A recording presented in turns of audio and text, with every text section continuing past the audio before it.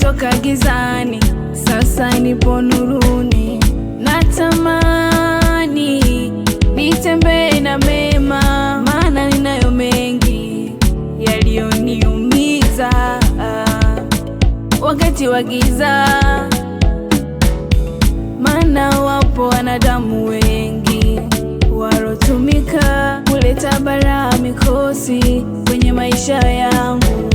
Sasa sihitaji ya kale, nalilia mapya, nalilia mapya. Bwana, moyo wangu ujazwe na wewe, kiu yangu nitembee na wewe, nisimulie yale ulonitendea. Baba, si mengine, nataka yale mapya. Oh Yesu, maisha yangu yafanye upya, ili niendane na wewe, ili nikupendeze. Niseme yale yaliyo mema, Baba, mbele za watu, kupitia mimi wakujue. Maisha yangu yafanye upya, ili niendane na wewe, ili nikupendeze. Niseme Baba, yale yaliyo mema.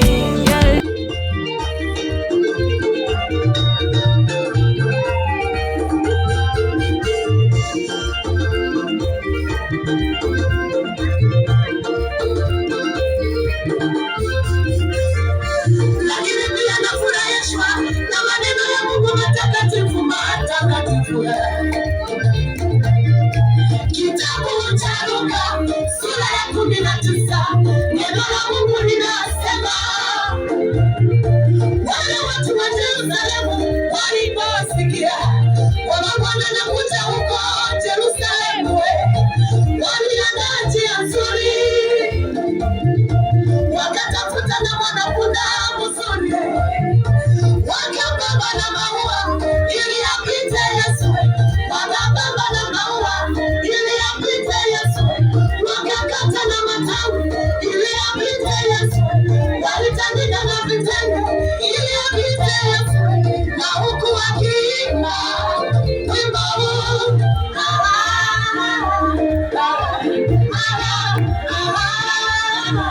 wakisema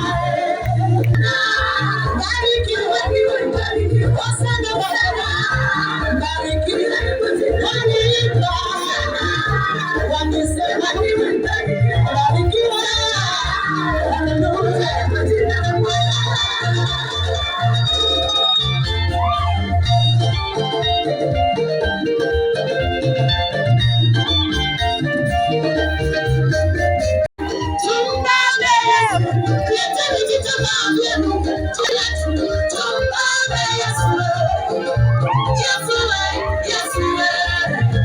Kwani Yesu ni wa thamani kuliko mawe ya dhahabu. Yesu wa thamani kuliko mawe ya dhahabu.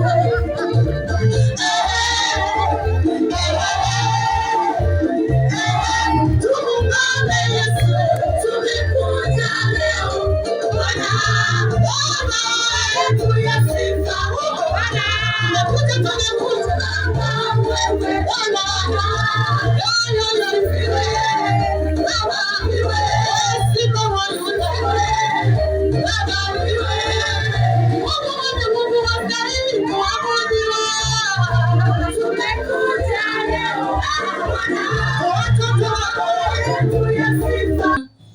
Leo nimekuja kutoa ushuhuda pia na shukurani juu ya madhabahu ya PFA kwa mambo ambayo Mungu alinitendea.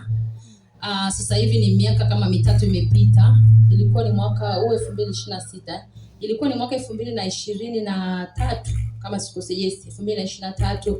Nilikuwa nimeenda kufanyia operation. Kabla ya operation nilikuwa ninaumwa. Wakati naumwa nilimpigia baba. Nikampigia baba nikamwambia baba, yani ilikuwa ni siku ya Jumatano nakumbuka, ilikuwa ni usiku. Nikamwambia baba, ninaumwa sana, tumbo linauma alafu natapika tu. Yani nilikuwa nimeanza kutapika kuanzia saa 1 jioni mpaka asubuhi, natapika tu, natapika. Kila chochote ninachokula kinatoka. naona tu natapika nyongo. Nikampigia baba, nikamwambia baba, ninaumwa sana, alafu nasikia yani nakuwa tu natapika, nasikia vibaya. Baba aliomba na mimi nakumbuka, akasema huyo hana shida, yani atakuwa salama. Wakati niko pale hawaelewi wale ile hospitali hata haijui mimi naumwa nini. Tumbo linavimba, nikafunga haja ndogo, nikafunga haja kubwa, haja ndogo ikawa sasa naikuwa mpira. Hawaelewi ile hospitali ambayo nilipelekwa.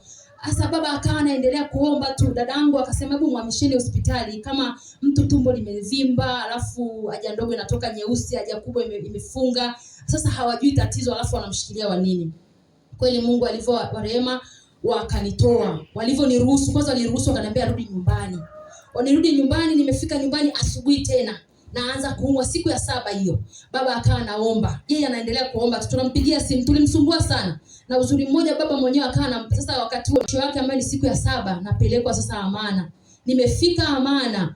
Nafika tu Amana hivi emergency. Wamenipokea madokta, wakasema wakaanza kunipiga ultrasound na x-ray. Wakasema mbona tunaona mawe kwenye tumbo lake, kwenye nyongo.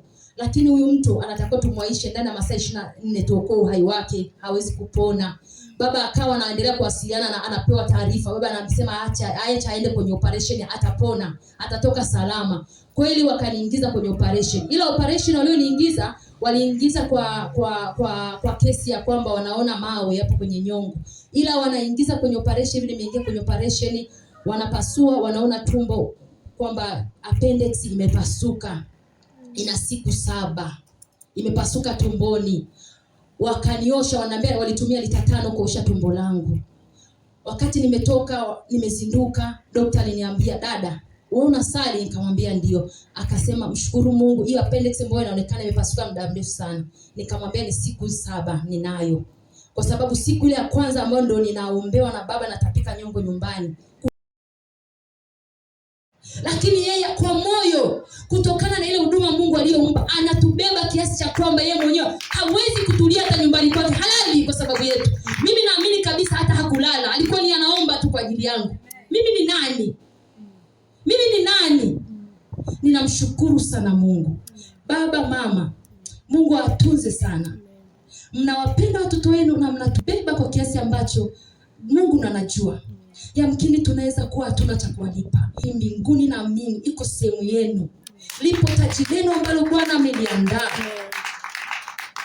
Na Mungu azidi kuwatia moyo, kuwatia nguvu, muendelee kuwa na sisi, tubebeni pasipo kuchoka. Kuna wakati watoto sometimes tunaudhi, lakini mmekuwa na moyo wa kutubeba hivyo hivyo pasipo kuangalia madhaifu yetu. Ninamshukuru Mungu sana kwa ajili ya hiyo. Ninazuia na kufunga mamlaka zote za giza ambazo zimejiandaa kupingana au kushindana na ibada hii. Hazina nafasi wala hazitapata upendo kwa mtu yote, bali mapenzi yako Mungu yakatimia katikati yetu. Ni katika jina la Yesu Kristo wa Nazareti nimeomba na kuamini, na kanisa tuseme amina. Basi ninamshukuru Mungu kwa ajili ya siku hii njema ambayo ametupatia. Ameendelea kutulinda. Ninafurahi pia kukuona. Na pia Mungu awabariki watumishi wa Mungu ambao wamesimama katika wiki hii. Siku ya Jumatano kasimama Alhamisi. Mungu awabariki sana. Bwana Yesu apewe sifa. Na pia Mungu awabariki mama yetu zaidi kwa namna ambavyo ameendelea kumtumia na vifungo vimeendelea kupasuka. Hizo amina sijazipata vizuri. Na nikwambie tu kwamba utambue kuwa upo katika kipindi ambacho ni special sana. Kabla sijaendelea na kukwambia nini ambacho Mungu anaenda kufanya leo, tayari tumeshapata tangazo la wiki hii, si ndio? Amen. Unabii ambao Mungu anatupatia kwa ajili ya wiki hii. Kuna mtu ambaye kuna maisha yako yanaenda kubadilika. Amen. Maana ni wiki ya kuvuka kibabe, lakini kumiliki malango ya mwezi mpya. Bwana Yesu apewe sifa. Lakini namna ambavyo Mungu anaenda kuibua yote ya kusudi lako. Yaani kile ulichoandalia wiki hii kitakupita. Alafu kumbuke tunaenda kuufunga mwezi wa utukufu, maana mwezi wa 5 ni mwezi wa nini? Kwa hiyo hatutakubali uishe bure bure. Ninatamani ubebe hilo neno la unabii. Lazima uvuke, lazima umiliki malango ya mwezi mpya unaokuja mbele yako, lakini na nyota ya kusudi la Mungu kwenye maisha yako ikaonekane. Kwa hiyo nasisitiza si wiki ya kuikosa, maana ikipita imepita. Kwa lazima uweze kutembea na nguvu iliyopo ambayo Mungu ameiachia. Hebu sema leo katika jina la Yesu, nguvu ya aina yoyote iliyomeza jina langu lazima iniachie leo. Kuna watu kwa asili mko hapa, mna neema za kumtumikia Mungu, lakini jina lako ndio linakufunga usimtumikie Mungu. Leo ungesema amina. Amen.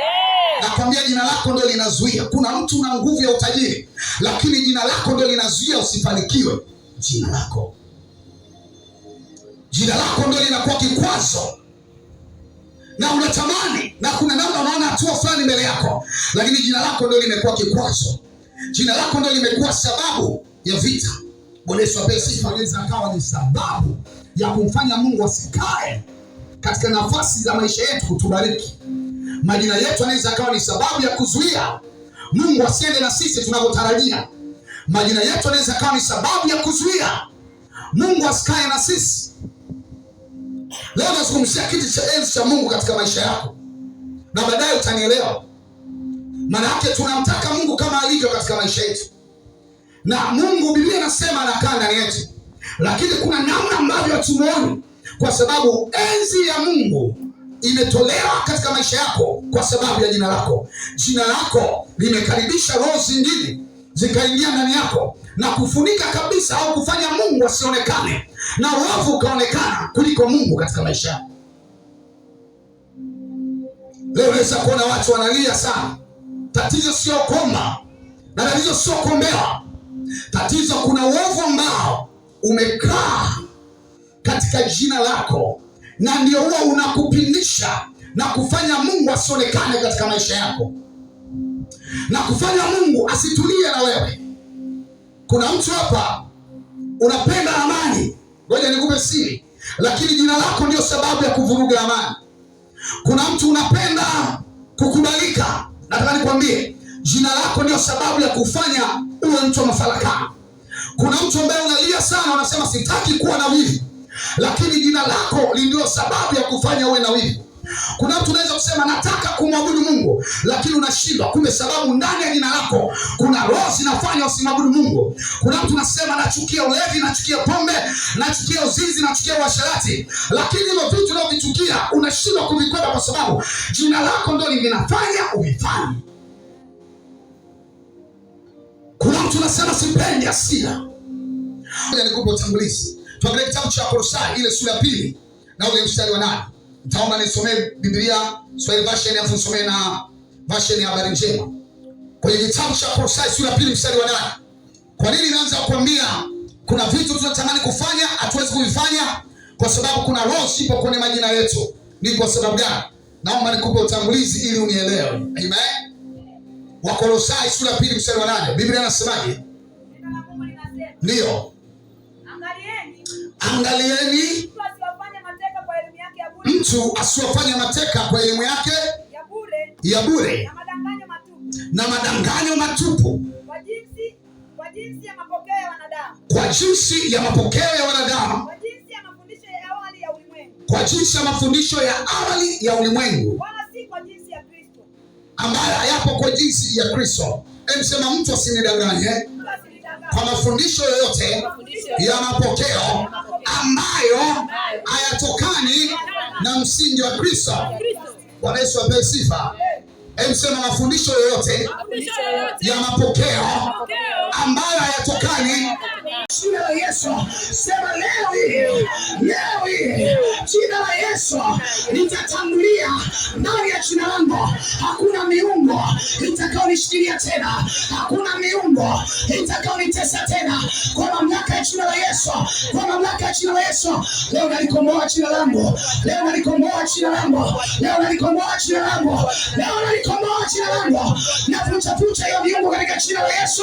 Ninakataa kuendeshwa na imani ya giza, na misingi ya giza, na misingi ya kipepo. Ninakataa. Leo natakasa jina langu. Ninaua miungu ya ndani ya jina langu. Haleluya. Haleluya. Haleluya.